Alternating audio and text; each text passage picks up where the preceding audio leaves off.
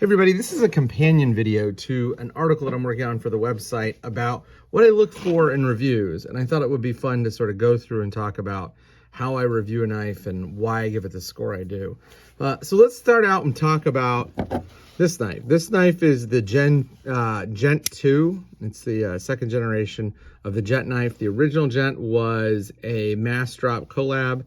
It had S35VN. This one has 9CR, and it is actually all in-house. It's made for Ferrum Forge by We Knives, and this is a pretty good knife. It's 80 bucks, and there's a lot to like for 80 bucks. It's a really nice, clean, minimalist design. It deploys well. It's got a nice blade shape. It's not too heavy. It's not too big.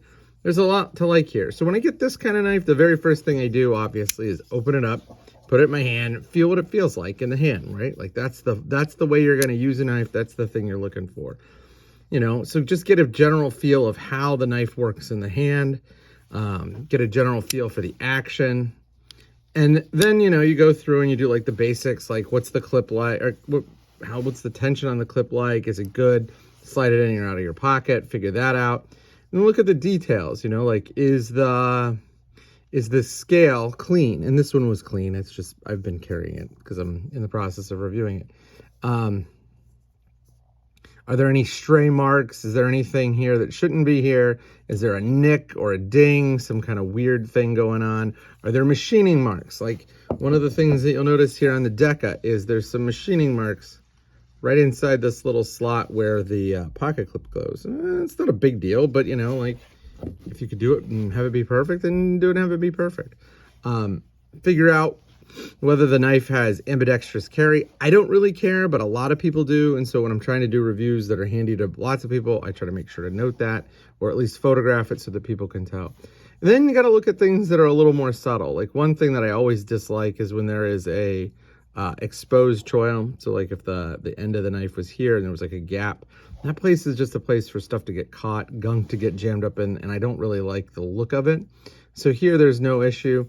Another thing that I like to look at is to figure out what kind of pressure there is on the detent bar, or on the detent ball. So like, look here. So you're riding through. Now watch, you're gonna see it as it pops into place.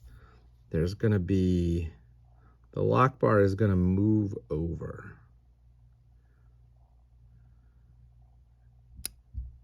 Right there. So that's a pretty pronounced detent. And that's why you get this really crisp action. And the detent ball is really big. You're going to see that lock bar move over a lot. And you can see it's almost touching the scale. And then when you push it in, it snaps into place. Not only does that tell you that it's well made and nicely machined, but it also gives you a sense of how crisp the detent is. A couple of the things that I like to look at, you know, go down the line. Is the grind even on both sides? Sometimes it's not. Take a look, figure out where the plunge line is, figure out how crisp the plunge line is. You know, this is a stone washed blade, and that does take a little bit of the crispness from the grinds away, but this is not super crispy, but you know, it's what you'd expect for a budget knife or a mid-price knife. Take a look at the plunge line and see if it's symmetrical. Right? Like, does it come down at the exact same point on both sides? And this one's really quite symmetrical. So that's pretty good. Another thing that I like to figure out is like, what's the blade play like? So blade play here, blade play there. So up and down, side to side, nothing. Another place that's fun to look at for blade play is what's it like in the handle? Is there any movement here? And here there isn't. Also like to check the blade play. There's a little bit of blade play there, none there, and none there. So in the opening arc, there's a little bit of slippiness, and I'm not sure if that's because this is a bearing pivot or if it's actually wiggly, like if it's moving side to side. Because it doesn't feel like it's moving up and down or side to side when I steady the lock bar. It just feels like it's moving within the opening path. Take a look at the cutting bevel, like you can see here. This is a very, very, very narrow cutting bevel, but it's pretty even. Look at the Deca's cutting bevel. Ooh, this thing is a laser. That is a huge cutting bevel. And while it's not completely even, it only opens up here. It gets a little wider at the belly, which is natural and probably means that this is, I'm not 100% sure, but that this final step is hand ground. Obviously, you can see the machine marks on the main bevel and this swedge up at the top.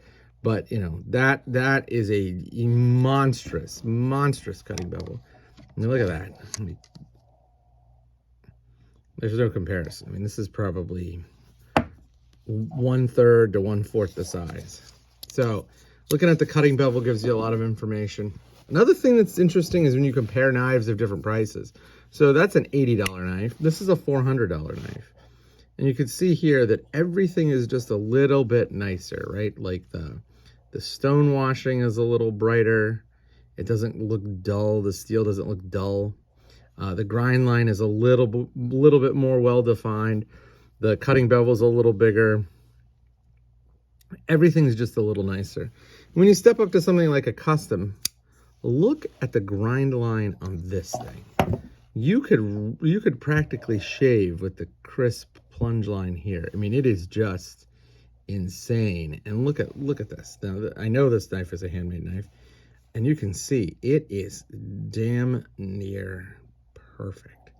Really, really nice. And of course, no blade play. Action is insane. I mean, like, you can just roll it closed, no friction. So, you know, those are the things I like to look at when I'm checking out knives. Also, you know, notice the spine, how the spine is finished. The landing pad, so the landing strip, it's this part right here. Not only is it important because that's where your thumb is going to go, but if you have a flipper and you have something in your landing strip, you're going to have an unpleasant time because you're going to be doing that over and over and over and over again. And some places they'll put jimping up here and it's like, oh, that's just miserable. So a couple other things I like to look for, try to check to see if all the screws are the same size. I like a captured pivot, so I like this design where it's you know, captured on one side and screw on the other. If they're all the same size, these are not the same size. Like to check out how what the anchor point is like for the clip, and then finally just to figure out if there's any sort of squishiness or wobbliness or looseness in the handle scales. Like, there's nothing here. Look at this one though, and this is something that people complain about with the Deca a lot, which quite frankly I think is stupid. But whoa, oh my goodness, you can pinch it and it goes in a little bit, and it's like, whatever, I'm not worried about that. That's fine. So that's basically how I break down knives. And then obviously I carry them for 2 weeks or 3 weeks. I use them a bunch. I use them for different tasks. I use them in the wood shop here as marking knives. I use them to break down boxes and to open packages. And then I also use them pretty extensively for food prep. And between those 3 experiences and then just everyday use, I feel like I get a good sense of how nice they will be for everybody in terms of everyday carry. So that's how I break down the review process and look at new stuff.